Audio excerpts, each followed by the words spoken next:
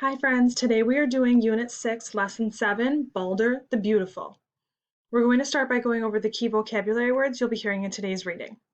Our first word is disguise, to hide by changing appearance. Our next word is rumor, a thing that people say to others about someone or something that may or may not be true. Our next word is swear, to make a serious promise.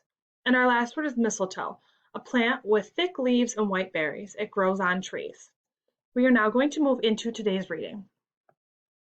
Chapter 6, Balder the Beautiful.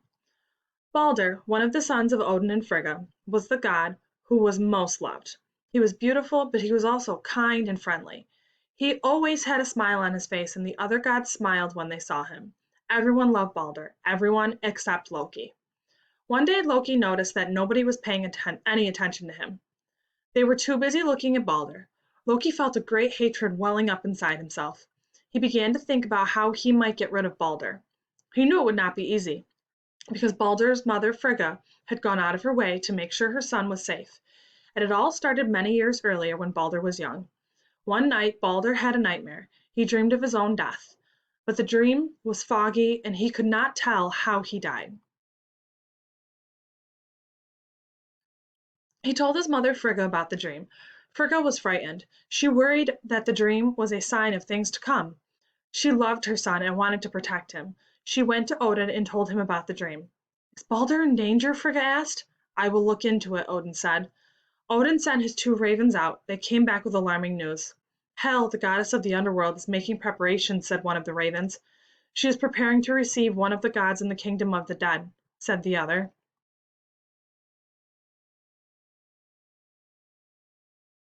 "Which one?" asked Odin. "That is more than we know," said the ravens. When Frigga heard this, she decided to take action. She decided that she would talk to everything in the world and make each thing promise to do her son no harm. Frigga went and spoke to the rocks. "Rocks," she said, "promise me you will do no harm to my son Balder." "We will not fall on him," said the rocks, "we promise." Frigga spoke to the water. "Water," she said, "promise me you will do no harm to my son Balder." "I will not drown him," said the water, "I promise."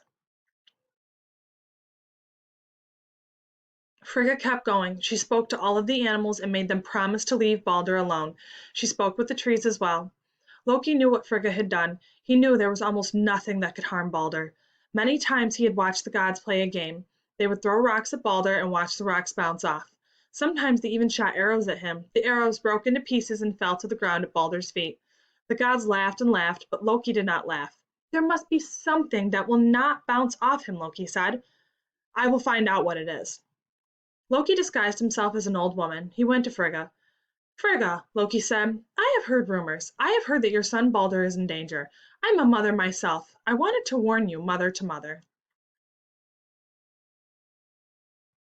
"Thank you," said Frigga, "but you need not worry about Balder. I have spoken with everything that might harm him. I have made them all promise not to harm him."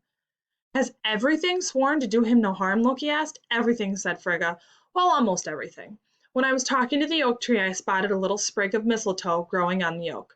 I was about to ask it to promise not to harm Balder, but I decided not to bother. What could mistletoe possibly do to anyone? It's such a tiny little plant. It hasn't even got roots of its own, you know. It grows on other trees and clings to them, as helpless as a baby clinging to its mother." "Yes," said Loki, "what could mistletoe do?"